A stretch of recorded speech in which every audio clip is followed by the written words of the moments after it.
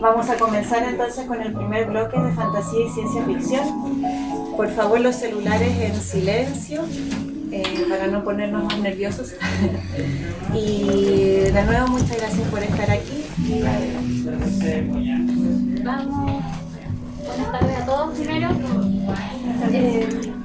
Vamos a empezar con unas preguntas. Quiero que me comenten primero presentarse cada uno para que entremos en potencia. Ya, me están al revés. Sí, me di cuenta que porque está grabando esto acá. Sí. Bueno, soy Rodrigo Díaz Suárez, autor de, por mientras, los 2 libros de la saga Crónicas de Mistérica. El primero es Historias de Mistérica y el segundo, Augure Crisis, son ambos libros de fantasía. Hola, mi nombre es Gloria Veloso, yo soy autora de la saga de fantasía y ciencia ficción, Los Prismas de Taurus, y próximamente tendré ya la parte final de la entrega. Yo soy Pablo Vargas y soy autor de la saga de Astratia, Astratia 1 y Astratia 2, una saga de ciencia ficción, terror y supervivencia. Iniciamos con la primera pregunta. ¿Cómo comienza el proceso creativo del escritor? Eso es relativo, lo va a depender de cada autor. Por ejemplo, en mi caso, primero partí con un cuaderno, escribiendo primero crear el mundo, sí, crear los personajes, los nombres, en este caso los gremios, cómo se llaman los gremios, la ciudad, cómo va a funcionar, cómo la ambientan, sí. Después de eso viene la parte de escritura en sí. El primero fueron historias que contaba cada protagonista, los 7 que están ahí en la mesa. Y ya el segundo en adelante ya hay una línea más dirigida, por así decirlo, de lo que va a pasar en cada trama, en cada libro. Entonces, especialmente en el primero, después de escribir la historia de cada uno, uno va colocando y este va primero, este va segundo, este va acá, este va acá. Y eso principalmente. Bueno, en mi caso, el proceso creativo yo creo que se ve influenciado a partir de lo que yo leo, me gusta muchísimo leer, también por las cosas que veo, como el anime, y todo aquello yo creo que influencia en lo que a mí me gusta escribir. Entonces partí ya hace muchos años, el 2014, con algunas ideas de lo que yo quería crear de mis mundos, y de a poco fui construyendo la historia con la complejidad que requería. En sus inicios tal vez sin tanto detalle, y logré ir fortaleciendo la escritura y desarrollando más el mundo, ya que este es un universo que está totalmente creado desde cero. Desde allí tengo como una columna vertebral que va guiando un poco la historia, creando los personajes, los perfiles, cómo va a ir relacionándose el mundo, y también la misma política interna, las razas, la tecnología que yo puedo ir desarrollando. Entonces, para que esto tenga sentido, le voy dando los detalles en ideas, primero como en general en borrador, y luego se van afinando, y siento que casi es como que se escribe sola. En la medida que me voy introduciendo en el mundo, se me van ocurriendo más cosas y voy avanzando, y de esa manera se va desarrollando la historia y se va potenciando. Bueno, en el caso mío, yo partí escribiendo desde muy chico pequeñas novelas que eran para mí. Historias nacían y historias morían donde mismo. Y así poco a poco fui como forjando más o menos una estructura de escritor como para lo suficientemente sólida como para ya atreverme a lanzarme a escribir una novela. ¿Cuáles son las metas que tienen ustedes a largo y corto plazo? A ver, yo creo que la principal meta, partiendo a largo plazo, es publicar los 7, que son 7. Esa es mi primera meta, a largo plazo, y más bien como a corto plazo, hacia Daniel Alerta, empezar como a abrirse el mundo a la gente tanto que lee fantasía, especialmente, tanto jóvenes, adultos jóvenes, adultos no tan jóvenes, y hacia la gente que nunca ha leído como por gusto. Y también ha pasado muchas veces que en el colegio, precisamente, que es donde se empieza a inculcar lo que es el tema de la lectura, muchos libros del plan lector para la gente aburren y como que lo aleja del mundo de la literatura. Al final leen por obligación a sacarse una nota y más que por gusto propio. Entonces, poder enganchar a ese grupo, al cual yo pertenecía, empezó a adentrarse como lentamente hacia el mundo de lo que es fantasía y después abrirse hacia el otro mundo, es como, puede ser, dicen, de corto y mediano plazo. Bueno, en mi caso, la meta más próxima es publicar la tercera parte del libro, de la saga, que le falta todavía, y después viene el otro proceso que es la edición del libro, la maquetación del libro, porque es bien grande el trabajo que hay detrás de la publicación de un libro, especialmente de una saga.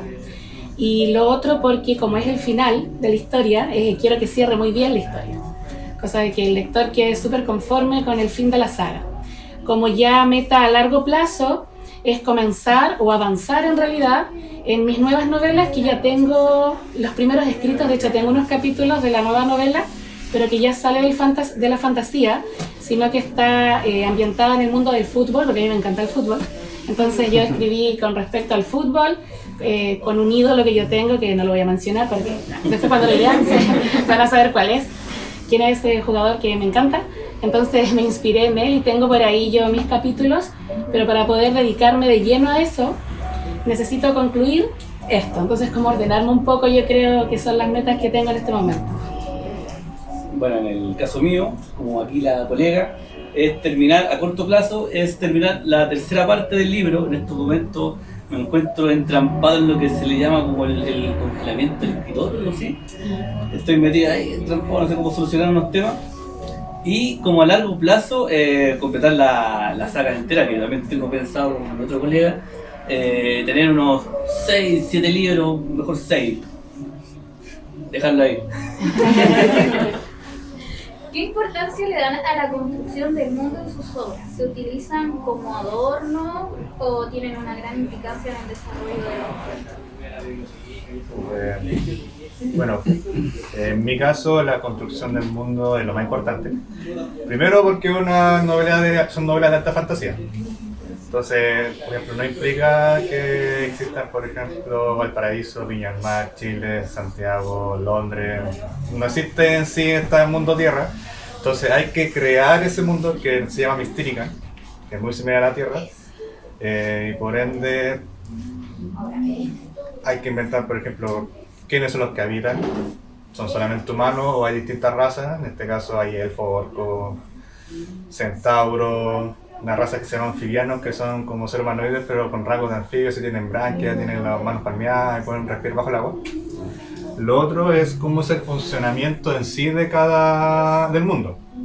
Si funciona muy similar a esta Tierra o tiene otra preponderancia. En este caso funciona precisamente la ciudad que ocurren, que es una ciudad muy similar a Valparaíso, de ahí sale la inspiración de Alfara y Valparaíso, juego de letras, que son los gremios.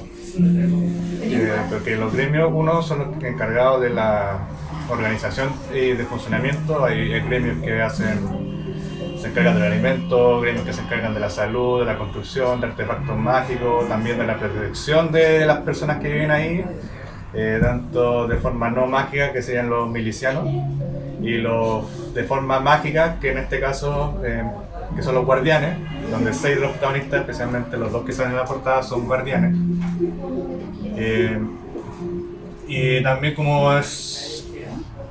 también está como en un mundo de fantasía y magia, también hay que agregar la magia en sí, cómo funciona la magia, si es una magia que sale de forma natural, si hay que enseñar, si tiene reglas, si no tiene reglas. Entonces para mí en este caso es como un personaje más dentro del mundo. En mi saga, el tema del contexto, claro, es súper importante para que tenga sentido, porque a pesar de que es de fantasía, eso no implica que yo pueda inventar cualquier cosa sin lógica ni sentido. El mundo tiene que estar muy bien construido, tiene que tener una base sólida, donde el lector pueda creer lo que yo le estoy diciendo, lo que yo le estoy contando, y que tenga todo coherencia.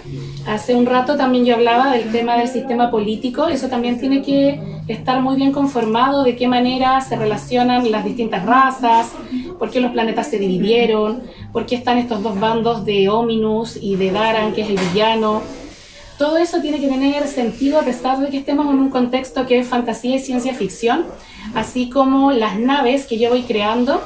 Yo creo distintas naves y las voy describiendo y cuento cuáles son las características que tiene, por qué. De hecho, la protagonista en un momento le pregunta, cuando ella no tiene recuerdos, le pregunta a Lúthio, bueno, ¿y por qué no ocuparon tal o cual nave? Y él le da una explicación de por qué eso no es posible en esa situación de guerra en la que se está viviendo. Y por eso que esa parte del contexto es fundamental, también como la parte de la edición, que son esos otros ojos que te ayudan a mirar esa construcción. Porque de esa manera te permite saber si tiene coherencia, si tiene sentido, si tú puedes creer en la historia que estás leyendo, y para que puedas continuar y no te dé esa sensación de que está como raro lo que uno está escribiendo allí. Bueno, y para eso también trato de ir dándome como anotaciones de detalles o de cosas que yo voy dejando en la historia para que no queden en el olvido y poder retomarlas después e ir justificando por qué yo las dejé de tal manera. Me pasó con la segunda edición del libro que la editora me preguntaba cosas o me sugería cambiar tal situación de un personaje y yo le decía, no, lo que pasa es que ya yo le explico, no es por tal o cual motivo, y ahí ella me sugiere ya entonces plantéalo desde tal punto de vista o desde acá se entiende tal cosa, y ese trabajo es como bien potente para que después salga a la luz, digamos, la historia. Bueno, en el caso mío, y como dicen los colegas, la creación del mundo es un personaje más y adquiere una importancia tan o más que la historia misma en sí también. Y la construcción de este mundo me tardó más tiempo que la misma escritura de la primera novela. Aquí les puedo enseñar el plano de la nave donde se desarrolla toda la historia, los 2 libros y la saga completa. Dentro de esa nave se ocurren guerras, desesperación, alianzas, confederaciones, un mundo bien diverso. Entonces, para que todo calce y todo calce de un libro a otro, toma mucho tiempo esa construcción. Y también tiene que tener un sentido, porque una nave espacial no puede estar fabricada al lote. Tiene que tener un puente de mando, tiene que tener unos motores, tiene que tener hangares y cosas que uno tiene que estudiarlas. Y también tiene sectores de generación de recursos, que son sectores que son blancos de conflicto entre las diversas colonias que existen dentro de la misma nave. Entonces es bastante complejo crear un mundo que sea acorde a la historia misma. Además que el mundo no solamente uno lo crea pensando en el libro mismo, sino que uno lo crea pensando, ya, ¿qué va a pasar después de este libro? ¿Cómo voy a conectar todo después para adelante? Así que es bastante complejo, pero súper interesante y entretenido crearlo. Una pregunta dirigida a Gloria. La historia se desarrolla en un contexto bélico entre el dominio de Daran. Otros me han dicho que se leen como Darhan, no sé, pero es Daran, es Daran. El villano y el régimen establecido, que es el Ominus. ¿Cómo deciden las muertes y los desenlaces en esa situación? Bueno, como están en una guerra, sí hay muertes de personajes, y yo también como lectora me ha pasado que he sufrido con la muerte de algún personaje con el cual uno se encariña, pero que si está bien fundamentado y bien argumentada esa muerte, yo creo que uno la acepta como lector, y no es como porque tiene que haber alguien que muera, no, es porque la historia lo amerita, porque el contexto lo amerita. Es como cuando uno ve estas películas de acción y uno dice, oye, pero imposible, si tiraron tantas balas aquí no salió ni uno muerto, así. No puede pasar eso. Algo falló ahí y ahí no te hace sentido. Entonces acá lo planteo desde ese punto de vista de que si hay una guerra, evidentemente van a haber pérdidas, y pérdidas para ambos bandos, inevitablemente. Entonces, aunque yo quiera mucho a mis personajes, no los puedo proteger eternamente porque tienen que tener también algunos desenlaces no tan favorables, desafíos, decisiones cuestionables a veces, y por lo mismo no todos son ni muy buenos ni muy malos. Hay matices en cada uno que generan fundamentalmente que algún personaje tenga que morir. Una pregunta dirigida a Rodrigo. En tus obras, existen 7 personajes principales cuyas acciones afectan directamente a los lugares que habitan. ¿Cómo armas la trama principal sin que alguno se vea perjudicado de la historia? Ajá, ya. El tema, la dificultad de tener 7 personajes, en este caso, es ver que ninguno se vea tanto más arriba que el otro. Entonces, principalmente, que una parte de la historia ocurre así, pero por ejemplo, gran parte de la trama principal se centra principalmente en Rotarius, que es el señor campeón como dentro de los principales, como el más principal, porque la rama del segundo en adelante surge por algo que sufre él, que en este caso es una pesadilla constante de un villano que puede llegar. ¿Cómo se desarrolla? Primero partí en el primer libro mostrando que cada capítulo lo narra su protagonista. Cada uno de los 7 tiene su capítulo y ellos lo narran en primera persona. Entonces ellos ven cómo es, el lector ve cómo es su trabajo en sí, por ejemplo el trabajo de un campeador, de un diplomático, de un instructor y de la otra personaje que es Claire, que no es del gremio de guardianes, sino de una erudita, que es una profesora. Tiene también su propia historia. Y también cada protagonista tiene su propio, lo que se llama su propio camino del héroe. Es decir, 6 de ellos tienen el camino del héroe un poco no tan el atípico, que es el héroe que no es el nuevo, el que no sabe nada ni esas cosas, sino el que ya sabe, el que maneja, en este caso maneja la magia, maneja el combate en algunos casos, maneja su área de trabajo.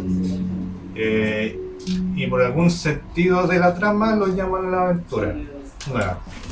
Y está el héroe clásico, que es Claire, que no sabe pelear, no sabe nada, y la están llamando a que se convierta casi en una guardiana honoris causa, por así decirlo. Entonces, como cada camino del héroe es distinto a cada protagonista, cada uno va a tener su propio como villano en sí, que era parte de la literatura antigua del viaje del héroe. Era precisamente el héroe enfrentándose a sus miedos, principalmente. Entonces cada uno de los 7 va a tener que enfrentarse a sus propios villanos, que puede ser el tema de verse como alguien débil, perder a gente que es querida, y afrontar la pérdida y quedarse encerrado, cómo enfrentarse, cómo proteger a alguien que, por ejemplo, no tiene una figura paterna especialmente, o el simple hecho de verse cara a cara con el miedo, y el mayor miedo que lo congela. Entonces, dentro de la novela, especialmente la segunda, no solamente se centra en la rama principal, por así decirlo, sino que también se divide en cada rama subalterna de cada de los 7. Y de ahí también, como son 7 libros, entonces va a facilitar que cada uno de los 7 pueda cumplir su propio viaje del héroe sin subestimar al otro, sino que al final también convergen en una... Todos ayudan en todo, no es como, tengo mi propio camino del héroe y peleo solo. No, aquí no sirve, y si lo intentan hacer va a quedar las cosas. Pregunta dirigida a Pablo. ¿Cuál consideras tú que sería la esencia de tu libro?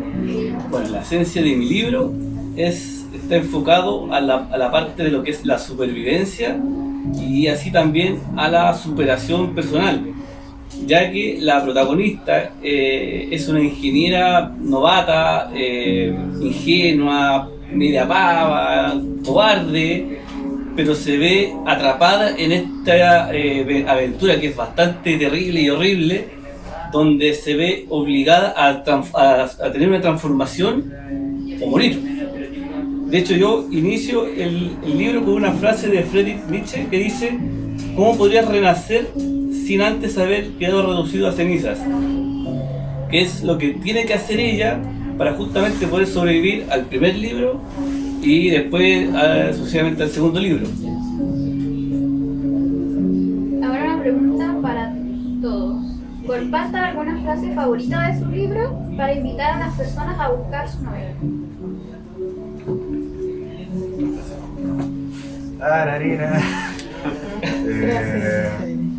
Tengo 2 frases. Ah, pero está el capítulo de Claire. Siempre hay una frase buena. Ah, no, mentira, sangre de dragón. No, está ahí.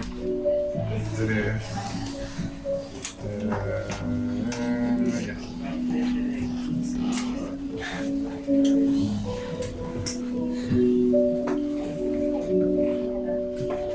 Ya. Una frase bien larga, pero es un párrafo entero. Parte del capítulo Sangre de Dragón, del primer libro. Dice así: el silencio duró 15 minutos. La alimaña soltó un rugido ensordecedor. Se escuchó en todo el viñedo y reventó las cajas al instante. Se elevó hacia el cenit. Lanzó una enorme bola de fuego hacia el escudo, provocando una onda que empujó a los que estaban cerca de las cajas. Cayó en picada hacia el bastón más cercano a nosotros y lo rompió de un coletazo, desactivando el escudo, dejando desprotegida la mansión. Se situó frente a nosotros. No era un simple dracónido, era un dragón heráldico dorado adulto, uno de los más grandes y poderosos del cual se tiene conocimiento. Tenía 4 patas y 2 alas, cuernos en el cráneo, mirada penetrante, dientes y garras filosas. Era tan grande que su longitud desde la cabeza a la cola superaba los 80 metros y a la cruz 50 metros. O sea, un dragoncito pequeño. Y el segundo, que es así, que parte también de la trama principal del libro.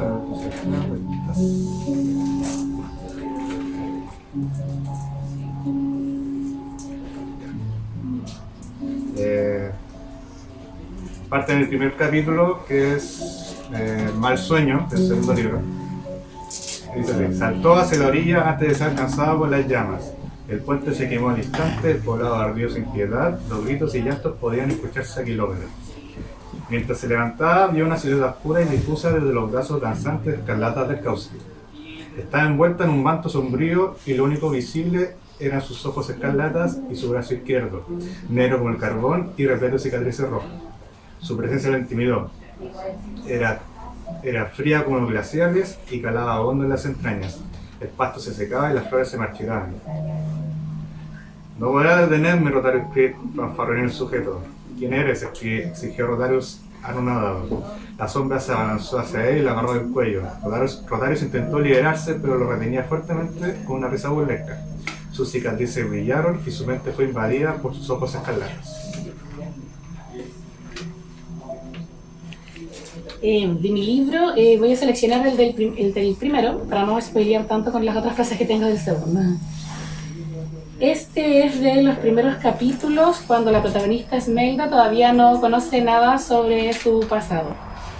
Apoyado en el aparador de una tienda cercana, se encontraba el hombre que la había empujado. Estaba acompañado de otros 2 con características similares y no le quitaban la vista de encima. Vestían de negro de pies a cabeza. Por sus contexturas musculosas y la actitud que enseñaban, parecían tener algún tipo de entrenamiento militar. No había expresión alguna en esos rostros fríos. Era como si estuvieran vacíos, como si sus cuerpos fuesen solo un envoltorio. Todo se estaba tornando demasiado raro y el miedo comenzó a manifestarse en Esmelda. Le temblaban las piernas y tenía el corazón acelerado. Casi podía escuchar las palpitaciones retumbando en sus oídos. Tanta era la urgencia de llegar al local para reunirse con sus amigos que atravesó la avenida rápido, sin mirar hacia los lados. A mitad de camino, se le paralizaron las extremidades y por un milisegundo quedó totalmente ciega. De pronto, se halló en un hermoso lugar lleno de árboles gigantes que crecían en distintos tonos de verde bajo un infinito firmamento azul. Volvió a tener esa sensación de pertenencia, como le había ocurrido con el tatuaje. Incluso podía jurar haber corrido entre la espesura del bosque y nadado en la laguna cristalina ubicada al sur de aquel paraje. Súbitamente, una ventisca helada la envolvió. El cielo se cubrió de estrellas resplandecientes y la arboleda se desvaneció, dando paso a una enorme fortaleza. Estaba frente a un puente de madera que la separaba de la entrada. En ese momento, la puerta principal del castillo comenzó a abrirse con lentitud, hasta dejar ver al guerrero de reluciente armadura avanzando decidido hacia ella. Al llegar a su lado, la contempló fijamente y tomó uno de sus rizos, enredándoselo en los dedos. Esmelda sentía el frío roce metálico del guantelete recorriendo su piel y extendiéndose como una corriente eléctrica por todo su cuerpo. Era la primera vez que tenía la oportunidad de apreciarlo en detalle y le resultaba magnífico. El traje acorazado daba la impresión de estar hecho con magia y el brillo de sus ojos escondidos bajo el yelmo con puntas era simplemente esplendoroso.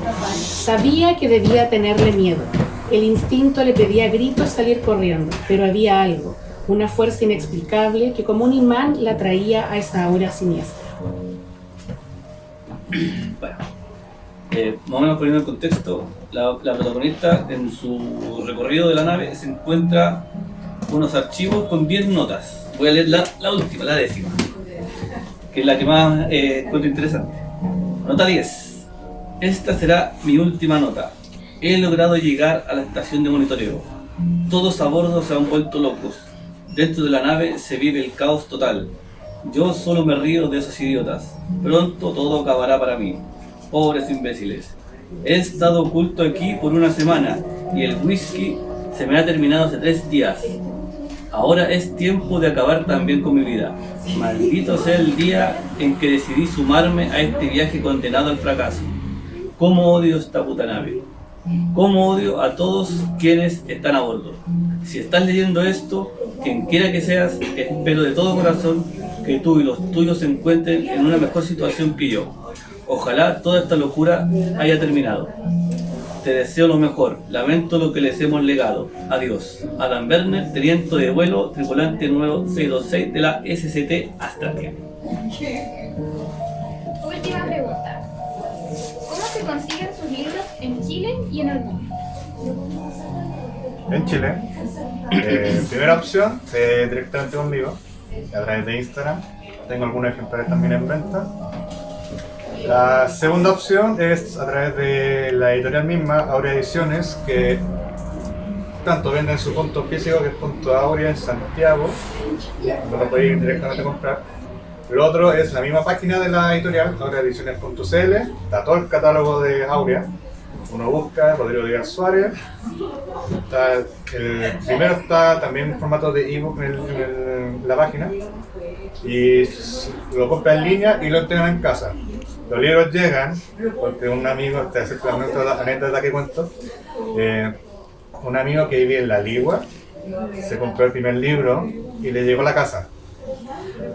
Todos sabemos que aquí en La Ligua no es fácil que lleguen cosas, entonces llegan.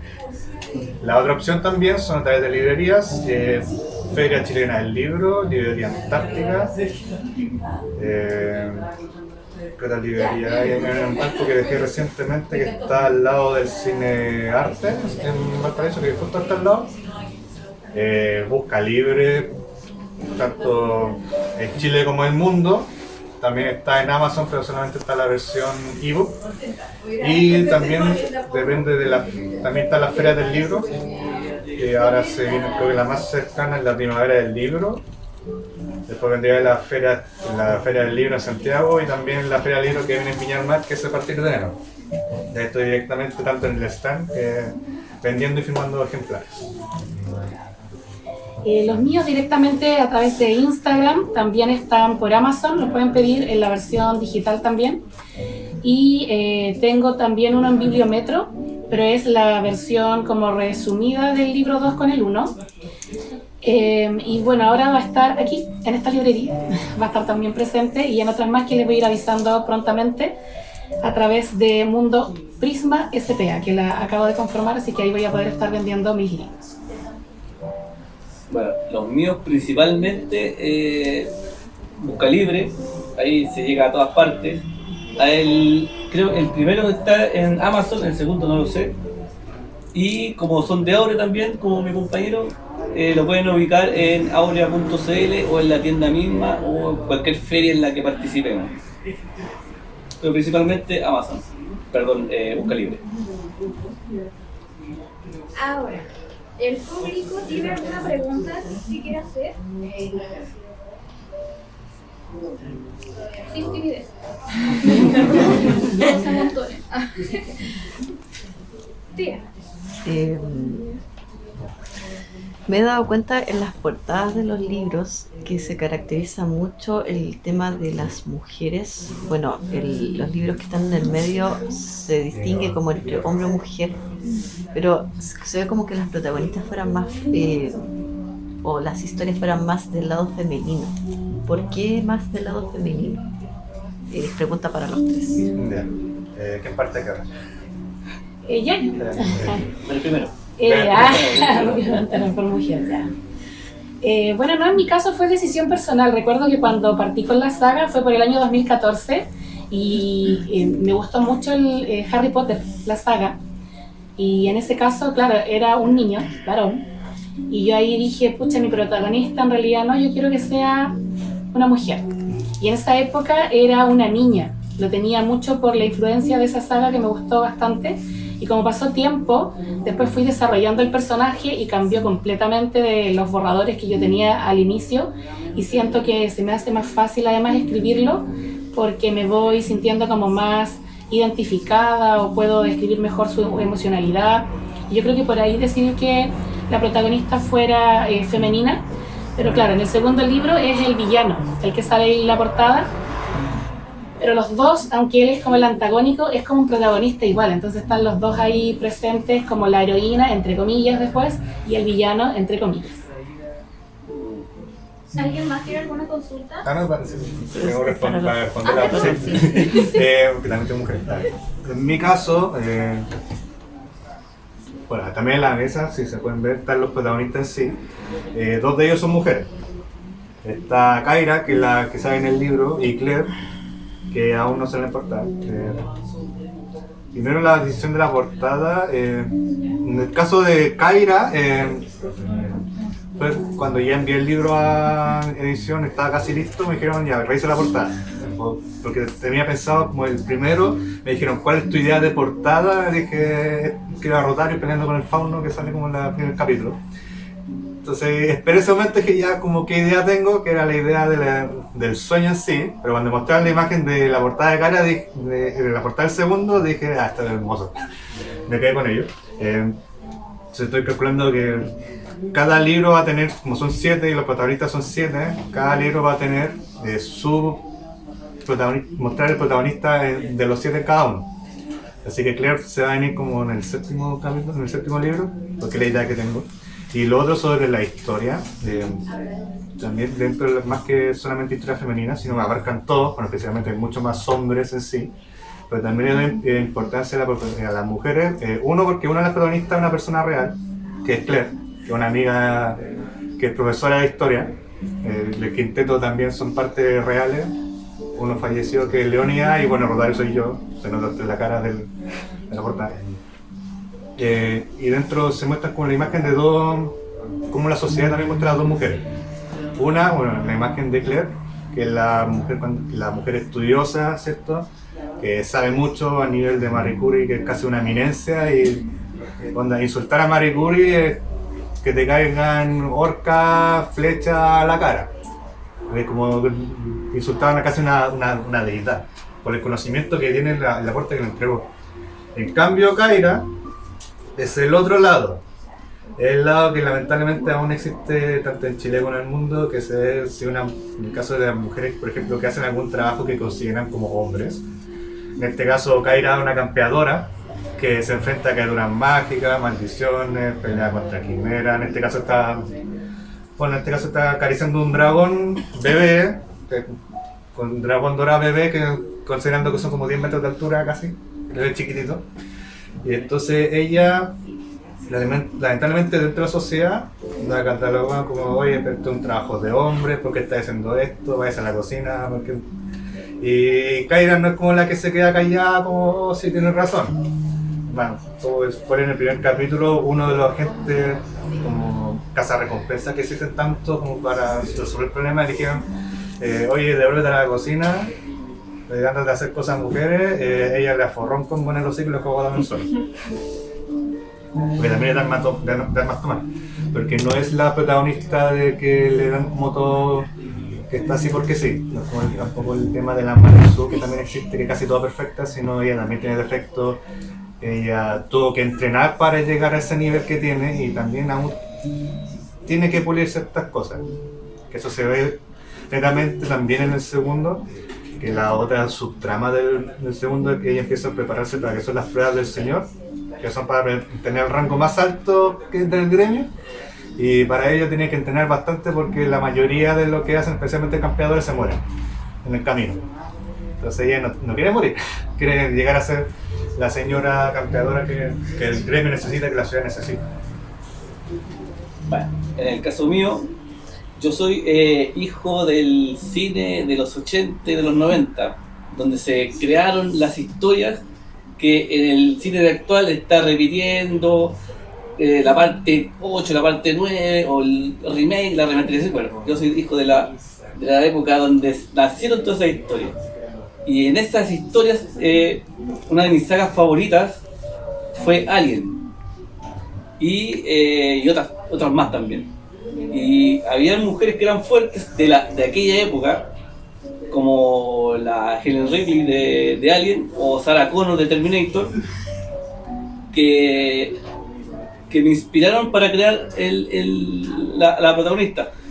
La protagonista no es una Rambo, no es ni la más poderosa ni la más astuta, es como cualquiera de nosotros dentro de una situación complejísima y se la tiene que rebuscar para poder sobrevivir a la situación, tal y como le sucedió a Helen Ripley y a Sarah Connor en sus respectivas primeras películas, donde no tenían ningún tipo de habilidad. ¿Alguna pregunta más? Yo tengo una. Es súper poco común, pero en la firma de los libros normalmente los lectores llevan obsequios a los escritores. ¿Qué les gustaría, o sea, a los escritores sí, qué les gustaría como que fuese algo útil? Yo siempre pienso en algo que sea útil, no solamente un objeto para tenerlo de adorno. Me gustaría darles algo que les sirva. ¿Qué cosa sería útil? A ver, yo puedo dar un ejemplo que Pablo estaba presente en la Feria del Libro de Viña, que fue útil en ese momento para mí, en todo contexto también. Un poco creepy también la parte del libro es que cuando empecé a leer el segundo y mientras escribía el tercero, yo tuve como una tos. Después de volver de la Feria del Libro, yo empecé que era faringitis, dije ya. Una semana seguía la tos, bajó un poco. Después volvió contraproductiva con flema, ya me dieron antibiótico, se fue la tos.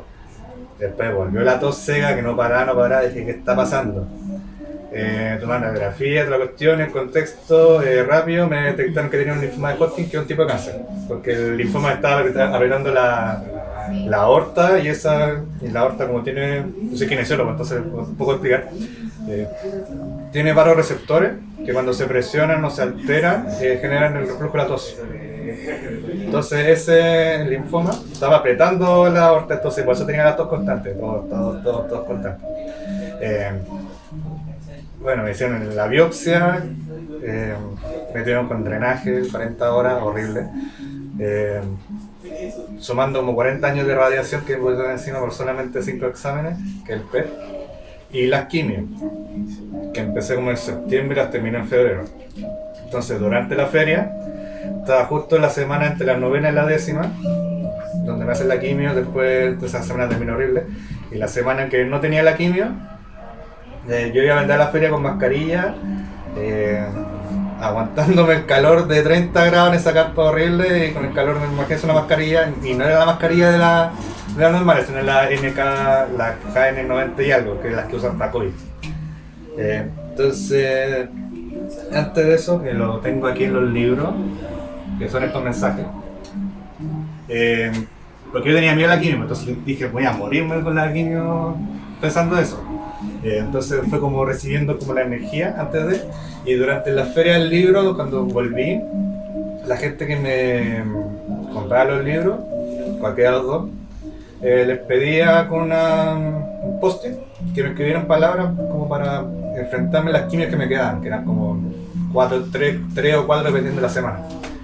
Y eso como el regalo que recibí, que es como significativo. Y bueno, aquí estoy ya sin cáncer ni esas cosas, solamente con el catéter que tengo que limpiando cada 3 meses para que no se tape y esas cosas.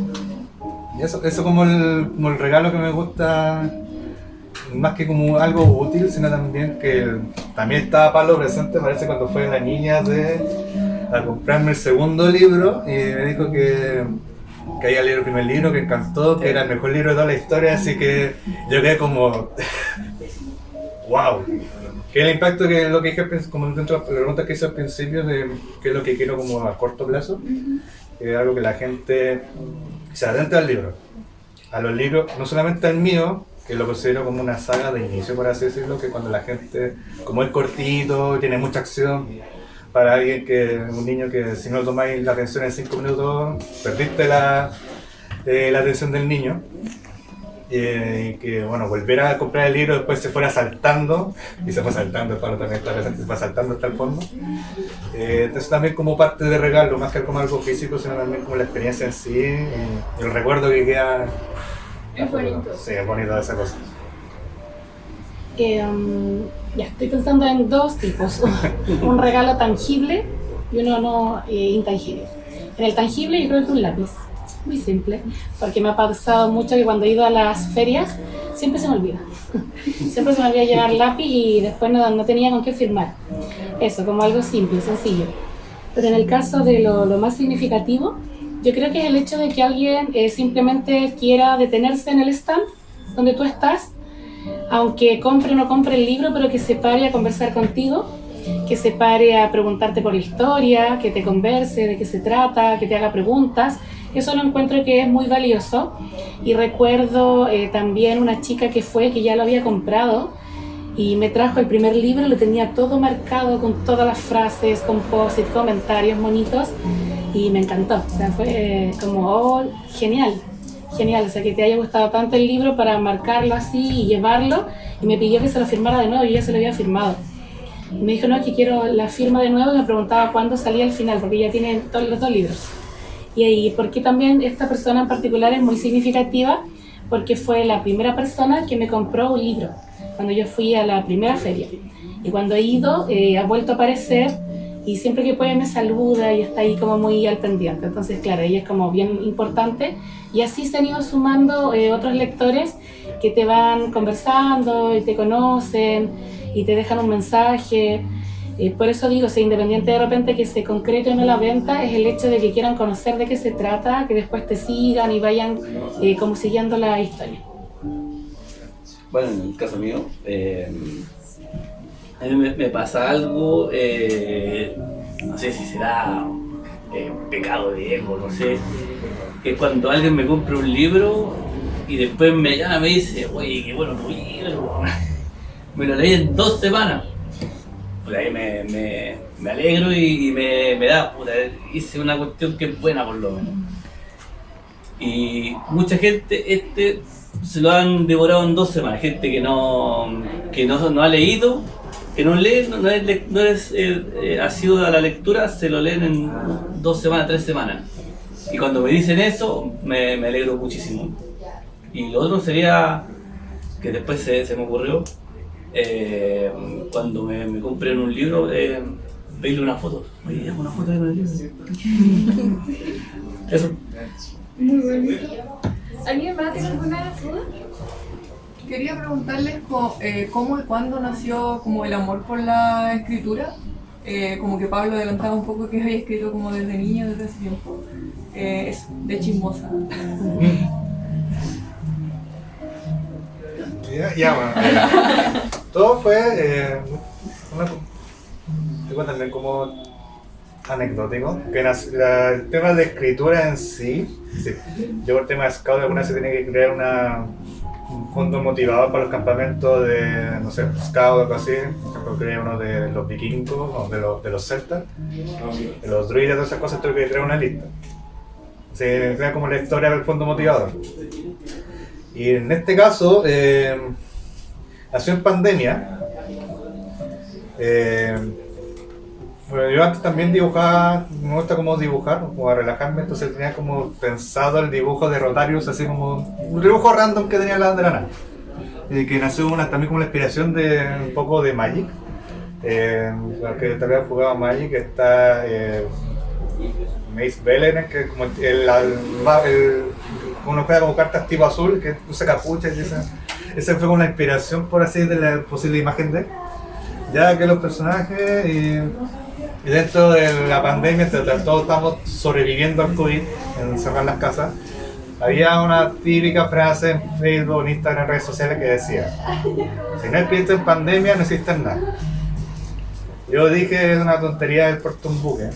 Bueno, con otras palabras, más no family friendly, que es una tontería estúpida como si no existe nada en pandemia, no existe nada. Si hay gente que intenta sobrevivir intentando trabajar desde la casa o le cortaron el trabajo y tiene que sobrevivir casi a los subsidios que entrega el gobierno, cosas así.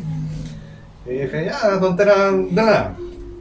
Y mientras estaba en la casa, viendo también como tenía pensado abrir justo una consulta con mi amigo, que la abrimos como en las primeras semanas de marzo, y ya saben lo que pasó en marzo, tuvimos que cerrar ese lugar, para no contagiar a nadie. Y de la nada dije, ¿y si escribo? ¿Qué pasa si escribo? Se nada. Y empecé con el tema del cuaderno, escribir la historia aparte, y una cosa conllevó a la otra, y salió el primero, y después en el segundo ya netamente el tema de construir ya un Word con el resumen o lo que llamo la columna vertebral de lo que va a tratar cada uno de los 7 libros, y ya la idea que viene como cada uno, creo los capítulos, y de los capítulos creo como la historia en sí de cada capítulo, ¿no? Pero siguiendo la línea. Bueno, yo creo que esto es ligado a la lectura desde siempre. En mi familia siempre han habido libros, y yo también en mi hogar también creo que he inculcado lo mismo, y siempre tenemos libros, y tengo la suerte que a mis 2 hijos también les encanta leer. Todos leemos mucho, así que es algo que se ha ido como instaurando como de familia, yo creo, el hecho de la lectura. Y el leer, yo creo que te invita a escribir, porque para escribir también uno necesita como leer bastante. Eso te amplía el vocabulario, te hace cuestionarte, conocer cómo redactar, cómo escribir, las herramientas que uno va desarrollando a lo largo del tiempo. Y además que yo he escrito desde siempre. Yo en mi enseñanza básica escribía poemas y escribía cuentos. Y justo los cuentos eran de fantasía, porque a mí siempre me ha gustado la fantasía. Yo escribía puras cosas mágicas desde chica, me encantaba. Me encantaba como jugar, soñar. Yo de repente jugaba sola y yo me inventaba que andaba en castillo, en caballo, cuestiones locas ahí. Entonces lo tenía como muy incorporado. Después de la enseñanza media, recuerdo que nos ofrecieron unos talleres, había uno de matemática y uno de literatura. Yo tomé los dos porque me gustan las dos áreas. Y ahí también yo creo que desarrollé también otras habilidades más en el área. Y después seguí escribiendo ya en la universidad, como que di el paso para decir, ya quiero como contar esta historia, ya no un cuento corto, sino que una historia más profunda, más construida, más larga. Y así fue como se inició todo este proceso. Bueno, en el caso mío, recuerdo perfectamente el primer día de la primera cosa que me puse a escribir, que era muy chico, tenía como 5 años, todavía ni siquiera sabía escribir, pero sí sabía las letras. Y en la tele vi una historia de un huevo que se sube a un muro y después se cae. Bueno, y contaban esa historia con imágenes, y debajo de las imágenes se relataba lo que pasaba. Y eso lo encontré tan fantástico y dije, yo quiero hacer lo mismo. Y hacía un dibujo y abajo le escribía cualquier tontera, porque no sabía escribir. Después cuando empecé aprendí a leer y a escribir bien, ya empecé a escribir cosas. Después en la básica a hacer cómics, y en la media empecé a escribir novelas. Pero nada serio, todo para mí o para mis amigos. Y ya después, grande, viejo, decidí sentarme a escribir la primera novela, a ver qué pasa. ¿Alguna otra consulta? Yo quiero preguntar, ¿cómo sobrellevan la vida de escritor y la vida como del día a día? Porque imagino que aparte de escribir tiene sus propios trabajos, sus propias familias, sus propios tiempos de ocio. Entonces, ¿cómo es este proceso de, aparte de eso, también tener tiempo para escribir? Ya aquí quiero partir. Lo encuentro como todo un desafío, pero un desafío muy agradable. Yo creo que, mi motivo en la vida es ser feliz. Ya, yo quiero ser feliz. Y para ser feliz yo quiero hacer cosas que a mí me gusten, que a mí me motiven, que me muevan. Yo no hago nada que no me guste, que no me nazca como profundamente. Y por eso que, claro, es complejo, a veces cuesta el tema de los tiempos, o mis propios profes de repente me decían, oye, pero tú tienes 48 y tú no tienes 24 horas, porque estás ahí acá, estás allá, estás estudiando, estás haciendo clases, estás escribiendo. Pero es porque cuando uno quiere hacer algo, uno se organiza de tal manera que va por esa meta o va por ese sueño y no importa lo que diga nadie, lo que piense nadie, sino que uno lo hace porque uno lo quiere y lo ama profundamente. Entonces, para mí, yo creo que es así, tratar de compatibilizarlo. Yo estuve un año que me tocó estaba en 3 trabajos, estaba en mi primer año del magíster y estaba escribiendo, entonces era una cosa así loca. Y me daba tiempo para de repente ir igual a una feria, presentar el libro, escribir un ratito, dormía poco, no lo recomiendo, no, hay que dormir un poco más. Pero claro, es complejo yo creo que en ese aspecto, además yo soy mamá, entonces hay diferentes roles que uno tiene que cumplir, pero que finalmente es como tanto lo que te gusta, que tú lo haces igual. Y en este momento al menos yo estoy trabajando en 2 colegios y aparte hago esto de los libros. Siempre manto de ya bueno, a ver, en mi caso tengo el tema de la escritura, tengo el tema también de mi profesión, soy kinesiólogo hasta el momento, y también la parte bueno, también un poco el tema de salud, es que atiendo a domicilio.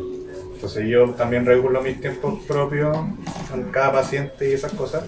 Y también estoy con el tema de un diplomado de medicina china, acupuntura para la gente más conocida.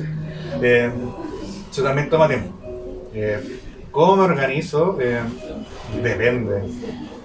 Muchas veces lo que hago es, no sé, si no tengo paciente en la mañana, intento como sentarme a escribir, o también pasar un tiempo como de descanso, porque no sé, la tarde me toca ver una paciente, me toma 3 horas atender, y 3 horas así, 3 horas seguidas, así, sin parar.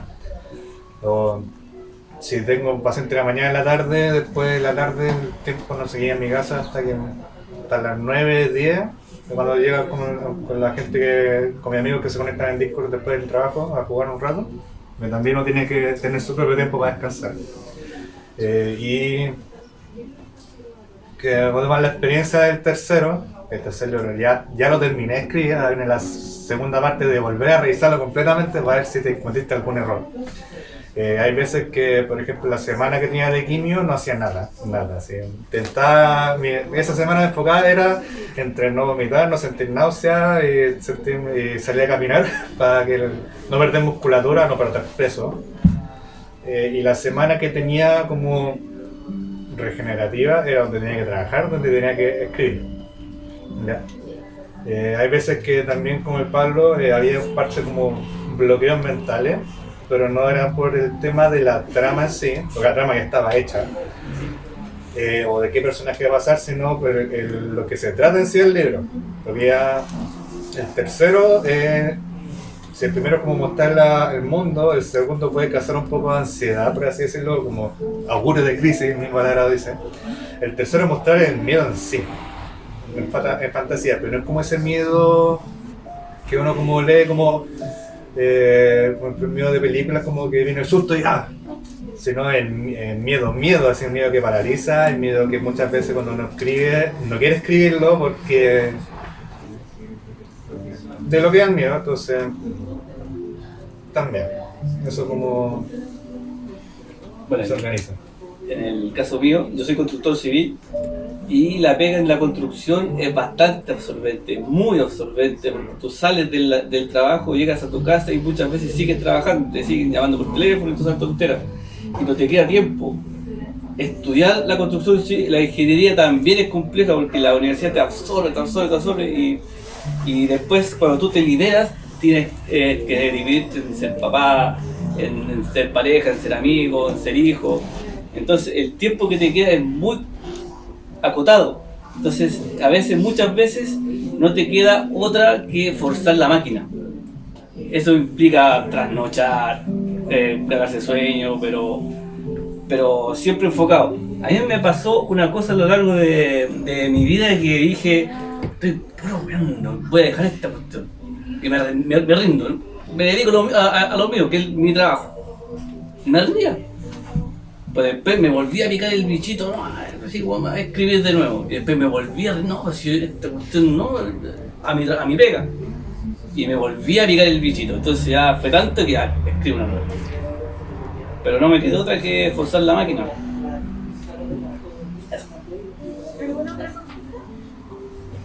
Ahora los escritores van a estar disponibles para firmas y venta de sus libros.